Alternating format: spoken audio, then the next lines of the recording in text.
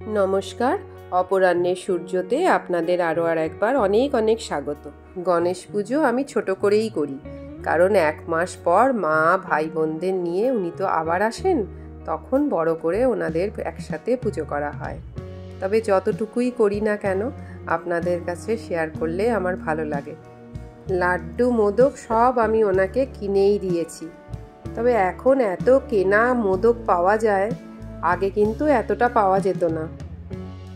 কাল রবিবার মাসির বাড়ি যাওয়ার কথা আছে, তাই ভাবলাম একটু হাতে বানানো জিনিস যেমন তালের ক্ষীর, একটু তালের বড়া আর একটু সুজির নাড়ু, যেটা আমি প্রথমবার করছি, সেটা আমি একটু হাতে বানিয়ে নিয়ে যাব।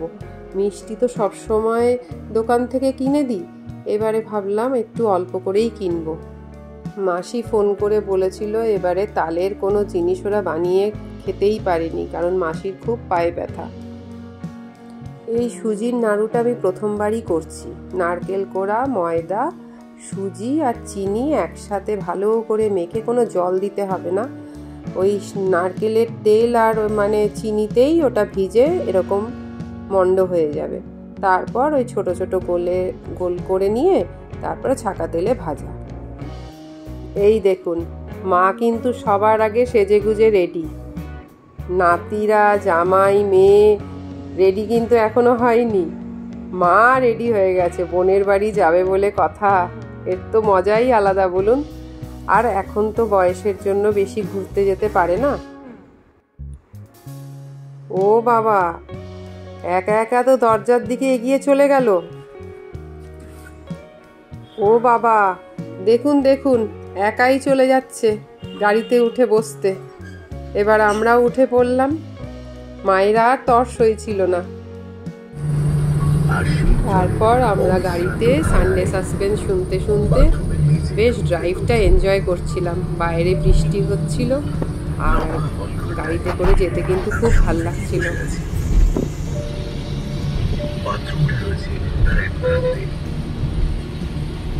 এখানে কেউ ঢুকলে অথবা বেরোলে আমার চোখ এড়িয়ে যাওয়া।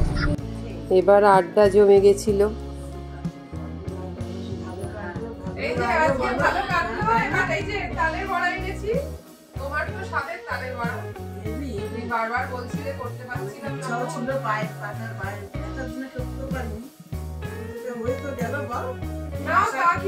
তালটা অত ভালো না, আর এই যে তোর জন্য সুজি দিয়ে এমনি একটা নাড়ু টাইপের করেছি, খেয়ে দেখ, অল্প করেই করেছি, কেমন লাগবে দেখ। আশাটা পূর্ণ করলো বল।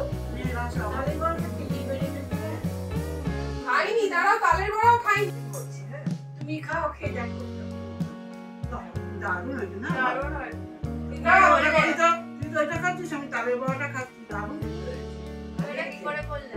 এইটা তো সুজি, ময়দা, চিনি। হ্যাঁ, ময়দা, চিনি, সুজিটা একটু চিনি দিয়ে ভালো করে মেখে রাখতে হবে। একটু নারকেল কোড়া দেবো, দিয়ে ওই চিনির যে জলটা বেরোবে না, ওইটা দিয়েই মাখতে হবে। এটা ফুলে উঠবে, উঠলে ওটা মেখে গোল গোল করে বল করে এবার ছাকা তেলে ভাজা। কিন্তু তেল বেশি টানে না, ভেতরে তেল দেখ, কোনো তেল নেই, কিছু নেই, সুন্দর একদম। আর এমন কিছু মিষ্টিও না, খেতে ভালো লাগে। তালের বড়াটা আমার মনের মতো হয়নি, জানো তো? না, জন্মাষ্টমীর তালের বড়াটা আরো ভালো লাগে। সিজন না, ভাদ্র মাসে শেষ হয়ে গেল না, এখন তালটা একটু কেমন দিতে ভাব, ওই মিষ্টিটা না। জন্মাষ্টমীর তালটা আরো ভালো ছিল। ফেরার সময় অনেক গণেশ পুজো দেখছিলাম রাস্তায় আস্তে আস্তে। সর্ববিঘ্ন নাশ হয় তোমার শরণে, অগ্রেতে তোমার পূজা করিনু যতনে। নম নম লম্বোদর নম গণপতি, মাতা যার আত্মা শক্তি দেবী ভগবতী। গণেশ চতুর্থীর পুণ্যতিথিতে ঈশ্বরের কাছে প্রার্থনা করি যেন পৃথিবী বিপদমুক্ত হয়, সুখ শান্তি ও সমৃদ্ধি যেন বিরাজ করে প্রতিটা ঘরে ঘরে। আমরা জীবনের মূল স্রোতে ভাসমান থাকলেও অন্যায়ের প্রতিবাদ যেন চালিয়ে যেতে পারি। ঈশ্বরের আরাধনা করলেই সেই শক্তি অর্জন করা সম্ভব। তাই পুজোর সাথে প্রতিবাদও করছি। ন্যায় বিচারের আশায়।